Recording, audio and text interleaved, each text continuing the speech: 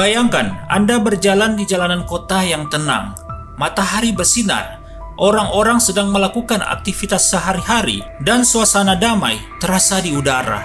Lalu tiba-tiba Anda mendengar suara aneh, langkah-langkah kaki yang bergerak cepat di jalanan berbatu. Saat Anda mendekat, pemandangan yang tak masuk akal muncul di depan mata Anda. Sekelompok orang menari dengan liar, tanpa henti, seolah-olah mereka dikendalikan oleh kekuatan yang tak terlihat. Ini bukan festival, bukan perayaan. Ini adalah wabah menari, salah satu peristiwa paling aneh dan paling misterius dalam sejarah manusia. Pada bulan Juli tahun 1518 di Strasbourg, saat itu bagian dari Kekaisaran Romawi Suci, seorang wanita bernama Frau Trovea tiba-tiba mulai menari tanpa alasan di jalanan.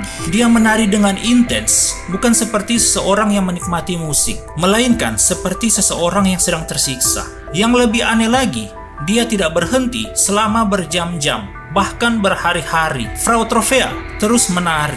Orang-orang mulai khawatir, tapi hal ini menjadi lebih aneh ketika dalam beberapa hari, sekitar 30 orang lainnya bergabung dengannya. Mereka semua menari tanpa henti hingga akhirnya ratusan orang terpengaruh oleh penyakit yang sama. Wabah menari atau dancing plague ini berlangsung selama berbulan-bulan. Orang-orang terinfeksi menari sampai mereka pingsan, mengalami kelelahan ekstrim, serangan jantung, atau bahkan meninggal dunia. Dokumen-dokumen sejarah dari waktu itu mencatat bagaimana para korban tampak kesurupan, bergerak tak terkendali dengan ekspresi wajah yang penuh penderitaan. Dalam putaran menari yang tiada henti, mereka tidak bisa berbicara atau menjelaskan apa yang mereka rasakan. Mereka hanya terus bergerak menari tanpa henti. Lalu, apa yang menyebabkan wadah ini?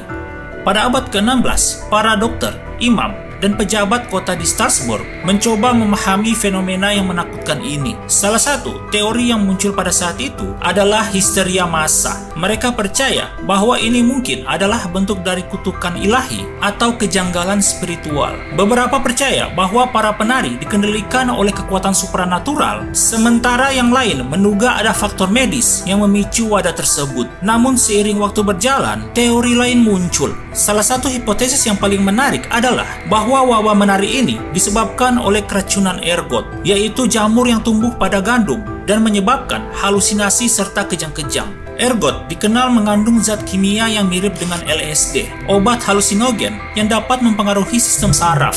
Namun teori ini masih diperdebatkan karena tidak semua gejala keracunan ergot cocok dengan perilaku para penari di Strasbourg. Di sisi lain, banyak sejarawan percaya bahwa wabah menari ini mungkin dipicu oleh tekanan psikologis dan sosial. Pada awal abad ke-16, Strasbourg menghadapi berbagai tantangan, termasuk kelaparan, wabah penyakit, dan ketidakstabilan politik. Beberapa teori modern menyebutkan bahwa stres dan penderitaan yang dirasakan oleh masyarakat bisa saja memicu bentuk histeria kolektif. Menari tanpa henti mungkin merupakan ekspresi dari keputusasaan yang mereka alami, sebuah bentuk katarsis massal yang lepas kendali. Namun tak peduli apapun penyebabnya, otoritas kota akhirnya mencoba menghentikan wabah tersebut dengan cara yang aneh. Mereka tidak melarang menari, tetapi malah menyuruh orang-orang untuk menari lebih banyak lagi.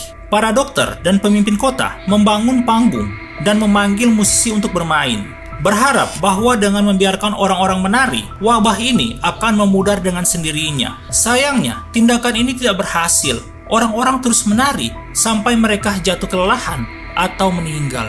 Setelah berbulan-bulan, wabah menari ini akhirnya berakhir. Tidak ada penjelasan yang jelas mengapa hal itu berhenti. Sama seperti tidak ada yang tahu pasti mengapa wabah ini terjadi. Pada akhirnya, wabah menari ini tetap menjadi misteri dalam sejarah manusia. Apakah ini disebabkan oleh faktor medis, psikologis, atau supranatural? Kita mungkin tidak akan pernah tahu. Tetapi yang pasti, peristiwa ini adalah pengingat yang menyeramkan tentang betapa rentannya kita terhadap kekuatan yang tak terlihat dan tak dapat dijelaskan. Mungkin dari kalian ada yang ingin mencoba menari, dan terus menari sampai meninggal dunia.